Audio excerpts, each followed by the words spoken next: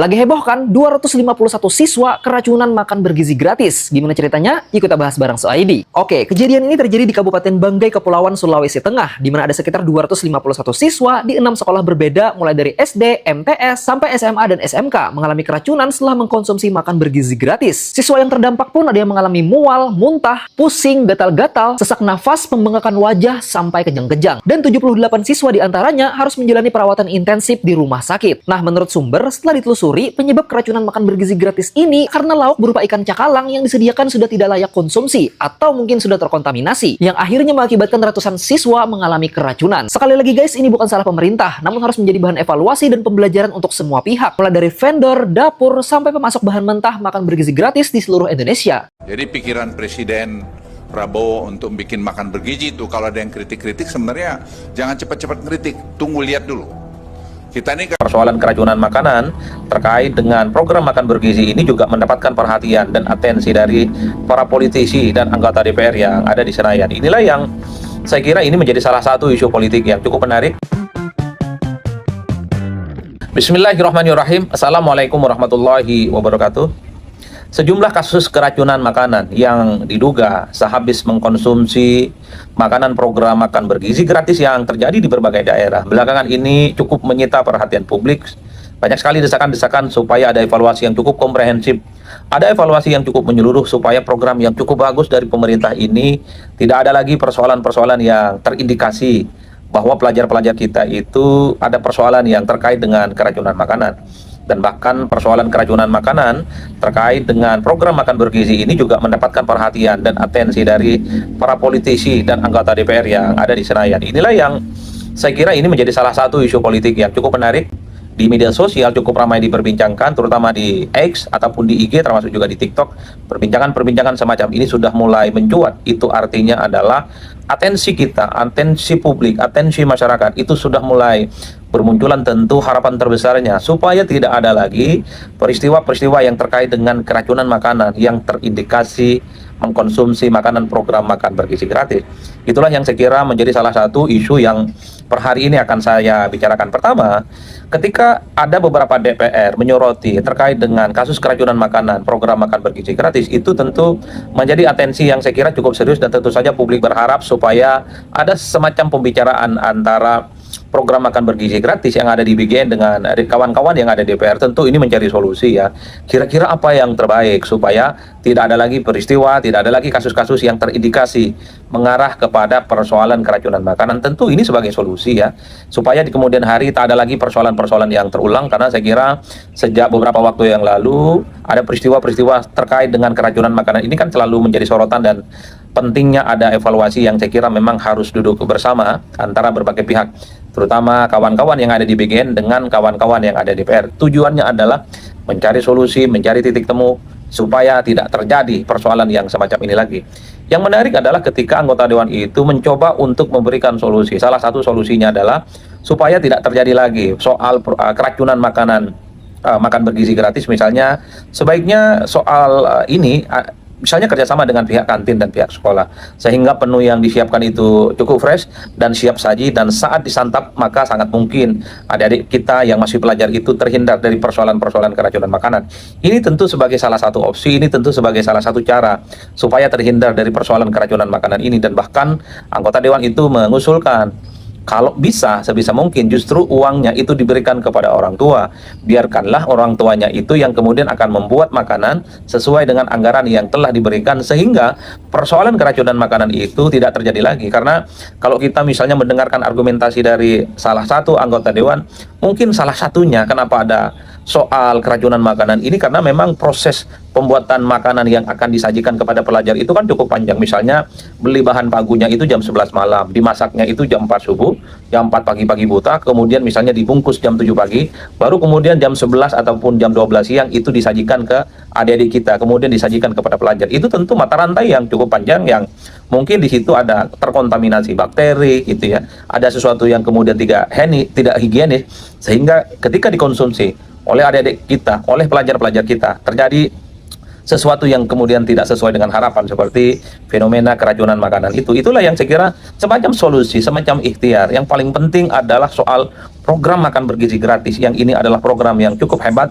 cukup bagus dari pemerintah, tapi pada level implementasinya yang paling penting jangan lagi ada persoalan-persoalan yang terkait dengan keracunan makanan ini. Ada yang mengusulkan anggota dewan itu, ada yang mengusulkan supaya BGN bekerja sama dengan kantin-kantin sekolah. Ini tentu harapannya makanan yang disajikan itu higienis, kira-kira begitu, dan ibu-ibu kantin terberdaya secara ekonomi, dan yang paling penting ibu-ibu kantin itu adalah sangat terbiasa melayani adik kita yang masih menjadi pelajar di setiap sekolah yang mendapatkan program makan bergizi gratis. Ada juga yang kemudian mengusulkan supaya duitnya saja diberikan ke orang tuanya, supaya orang tuanya lah yang mempersiapkan makanan bergizi gratis kepada pelajar-pelajar kita. Saya kira ini sebagai sebuah diskusi, sebagai sebuah catatan kritis sebenarnya menjadi penting ya, kan tujuannya adalah supaya terhindar, jangan lagi ada persoalan-persoalan yang terindikasi mengarah kepada keracunan makanan soal program makan bergizi gratis. Bagi saya ini adalah semacam ikhtiar ya, supaya peristiwa semacam ini tidak terulang lagi di kemudian hari. Dan bahkan ada anggota dewan yang kemudian juga mengusulkan supaya BGN, Badan Gizi Nasional itu bekerja sama dengan BP POM, Badan Pengawas Obat dan Makanan. Ini tentu untuk menjamin bagaimana kualitas program makan bergizi gratis itu memang sesuai standar, sesuai dengan harapan, karena kita tahu beberapa bulan yang lalu pemerintah itu menginstruksikan jangan lagi ada persoalan-persoalan yang terkait dengan keracunan makanan, karena inilah yang saya kira menjadi sesuatu hal yang cukup krusial dan menjadi penting. Karena secara prinsip kalau kita mau tahu ya, secara prinsip sebenarnya soal program makan bergizi gratis kan diapresiasi oleh masyarakat. Ini program bagus loh, semacam antisipasi supaya adik-adik kita, supaya pelajar-pelajar kita di seluruh Indonesia gizinya berkecukupan gitu ya, sehingga itu akan menunjang bagaimana kemampuan daya intelektual mereka yang kemudian dipersiapkan sebagai calon-calon pemimpin dan calon-calon generasi bangsa yang kemudian secara gizi, secara kesehatan, dan secara IQ itu bisa meningkat secara signifikan. Itu kan tujuan awalnya. Yang paling penting untuk dilihat gitu ya, kira-kira adalah soal pada level implementasi. Karena belakangan ini saja misalnya sudah terjadi sejumlah kasus terkait dengan keracunan makanan yang terindikasi sehabis mengkonsumsi makanan program makan bergizi gratis. Misalnya ada di Lamongan, ada di Garut, ada di Sulawesi ya.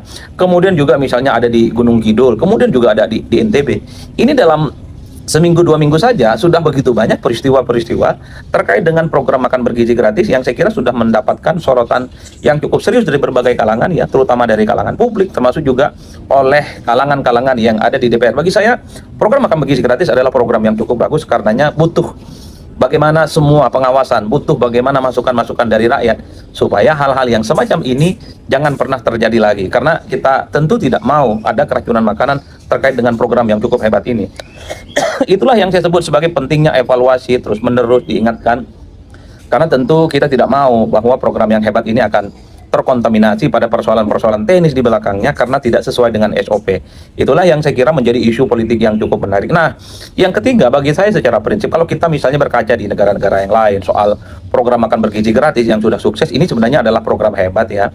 Kan negara-negara maju sebenarnya sudah tahunan lamanya bagaimana menerapkan persoalan makan bergizi gratis, misalnya bahkan melibatkan pihak sekolah, bahkan orang tua siswa juga dilibatkan terkait dengan misalnya kalau ada sesuatu yang kurang, oke, terjadi pada penyediaan makanan yang diberikan kepada siswa itu, bahkan katanya kalau tidak salah kira-kira begitu di berbagai tempat orang tua juga bisa mengusul. Halo teman-teman, berjumpa bersama saya di Politik Dangi.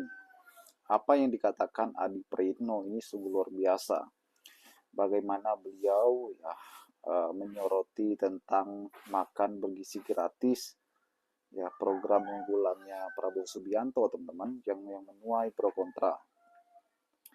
Bagaimana makanan bergizi gratis ini ya di sejumlah tempat itu mengalami masalah yang hebat ya, dan serius ya.